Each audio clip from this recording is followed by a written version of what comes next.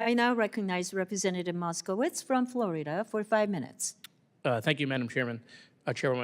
I want to thank Chairman Lawler and Chairman Mast for bringing this hearing. You know, I have supported for months now giving the Iranians a period of time to end their nuclear program peacefully, or that the United States should end it for them. I've worked with Chairman Lawler on that in the last Congress, dealing with Iranian oil. And in this Congress, Senator Lindsey Graham and I filed a resolution to get a sense of Congress on just that issue. Iran is weaker now than they've been in a very long time, weaker in the region because of Israel's efforts against Hamas and Hezbollah, this administration's intervention on the Houthis. Now is the time. There's no question now is the time to try to bring this to a peaceful solution, right? And that's really up to the Iranians to choose what path they want to go. But I also have to recognize that we're in the 3rd month of the administration. And for 3 months now, the administration has treated Canada and Greenland and Europe and Ukraine and PBS and NPR and the Associated Press worse than they've talked and treated Iran. I mean, 3 months in, they've just noticed all of a sudden that perhaps we should turn our attention to Iran instead of these distractions of, oh, we're going to get Gaza, or Canada is going to be the 51st state, or, oh, Greenland. I mean, this is the opportunity, and it's an opportunity, quite frankly, for the administration that's been very partisan over the last 3 months to do something on a bipartisan basis. But I'm also deeply worried about the vice president. If we look at the text messages on Signal for Signalgate, the vice president seems to be against striking the Houthis.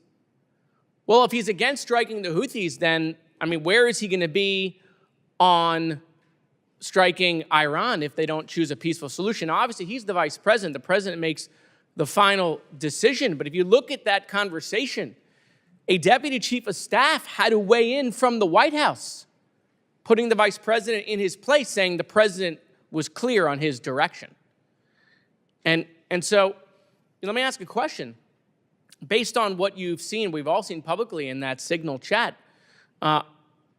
this isolationist trend that's going on in some, circles of the Republican Party, Ms. Jugman, are you concerned that we may miss an opportunity to really curtail Iran's nuclear program? Because, again, if you look at what the vice president was saying with the Houthis, right, he clearly did not want to do the strike that the president had ordered. Thank you for that question. I think it is important to look at the efforts that the administration has done over the last 3 months, which includes designations on Iran, its Ghost Fleet, and a refinery in China. Yeah, but those are meaningless. The Biden administration, and I was critical of the Biden administration of these designations and non-enforcement of certain things. I mean, I was very critical when the Biden administration did not enforce the bill that Mike Lawler and I passed dealing with Iranian oil. And so, we can sign executive orders for maximum pressure, but really, this president is not shy. Right? He's not shy. He tells us how he feels at all times. Okay? And so, it just last week, all of a sudden we turned our attention to Iran, which I'm happy about. Better late than never. But there's something going on in this administration that you should all wake up to, that there is a wing led by the vice president that didn't want to strike the Houthis and probably doesn't want to curtail Iran's nuclear program. How are you going to deal with that? I don't see that from Treasury right now. I do think that there are efforts being made, and I think, looking at the questions we've received, there's bipartisan consensus to go after Iran, and the vice president alone look, doesn't. we have to be clear, right?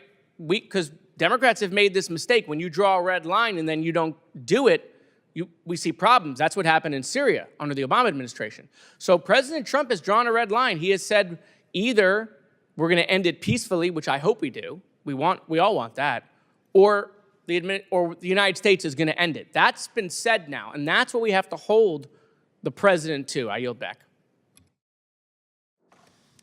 Thank you. I now recognize Representative Isa